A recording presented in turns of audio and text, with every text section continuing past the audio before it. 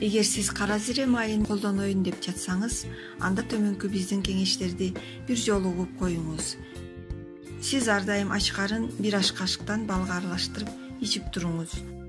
Кара зирени колдонуу кандагы канттын деңгээлин эң сонун төмөндөтөт. Жиликтин чучугунун жана иммундук системанын жашоо үчүн маанилүү болгон клеткалардын иштелип чыгуусун жөнгө салат. Ич өткөн кезде ошондой эле заара чыгарууга байланышкан ооруларга даба болчу каражат катары колдонулат. Көздүн көрүүсүн жакшыртуу үчүн кара зирени майдалап, ирис майына аралаштырып жыттоо зарыл. Тишиңиз чыдатпай ооруп жатса, кара зирени кайнатып, суусу менен тишиңизди чайкасаңыз, ооруну заматта басат. Катуу шишикке, варикозго, көз ооруларга да эң сонун даба. Суук тийгизип алганда мурунга тамчылатуучу каражат катары колдонулат. Ал үчүн зирени төмөнгүчө даярдап алса болот. Адегенде аны тегерете отко кактап бышырып алат да, кайра аны майдалайт. Анан ага бир аз май кошуп, мурундун ар бир таноосуна 3-4 тамчыдан тамчылатат. Бөйрөктөгү жана табарсыктагы ташты майдалап сыртка чыгарат. Иштеги митокурттарды сыртка айдап чыгарат. Кара зирени жылыткыч, компресс катары чекеге коюп таңса болот. Бул өсүмдүктүн көңүлдү тынчытуучу, унутчаактыкты дарылоочу касиети да бар. Нерв системасын жана баш мээнин дарыларын дарылоодо жакшы таасирин тийгизет. Майы кара зире ишке болгон жөндөмдүүлүктү жана жашоо тонусун жогорулатат. Суук тийгенде жана ревматизм оорусуна чалдыкканда маңызын башка компресс жасаса болот. Кара зиренин майын жылаан чакканда ууланууга каршы эң сонун каражат. Лимфа түйүндөрүнө жакшы таасир этип, анын азайышына өбөлгө түзөт. Чачтын өсүшүн калыбына келтирип, агарып кетишине да каршы колдонулат. Карындагы жана ашказандагы митокурттарды өлтүрөт. Сасык тумоону, жөтөлдү, демиккенди, сарыкты, тукумсуздукту дарылайт. Кара зиренин майын булардан башка да көптөгөн касиеттери бар. Түнкүсүн уксуска чыланып, андан соң жанчылган кара зире өнөкөт баш ооруну айыктырууда да жана нерв оорусунан уламшал болгондо жыттаса болот.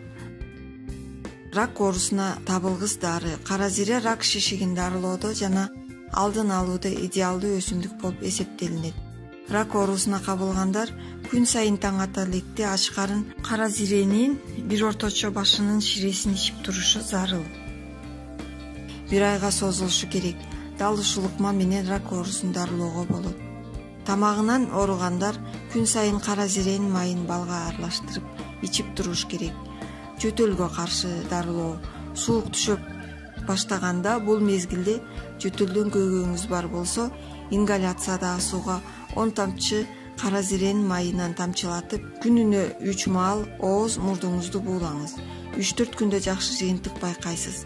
Эгерде ингаляция аппараты жок болсо, темир аякка 2 литр кайнак сууну куюп, кара зиренин майын тамчылатып, шешеп менен башыңызды чүмкөп, дем алуу жолдорунун буулоо менен жөтөлдөн сакаюуга болот.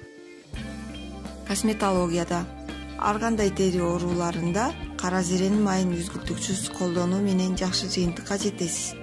Майын таңзардан ичип турсаңыз, кан айлануу жакшырып бетиңиздин өңү нурланат. Бет терисинин картаюудан, брыштын эрте түшүшүнүн алдын алат. Косметологияда майлуу жана безетки чыккан, суук тийген көйгөйлүү беттерди дарылоочу атайын бет майлардын жана мазьдардын курамы кошулат. Зыяны: бир суткада 1 чай кашыктан ашык өлчөмдө колдонууга болбойт. Кара зиренин майын жана уругун кош бойлуу аялдар колдонгонго болбойт. Бойдон түшүрүп коюу коркунучу бар. Кош бойлуулуктун акыркы айларында майын ичип койсо төрөт жеңил өтөт. Эгер адамдын тиштери жана көзүнүн кареги имплант болсо же илеби операция жолу менен шишетилген болсо, кара зире колдонууга болбойт. Инфаркт болуп сакайгандар жана башка жүрөк ооруларында дагы болбойт. Ашказан шамалдап калгандарга, гастрит болгондорго дагы болбойт, анткени ашказанда кычкылды көбөйтөт.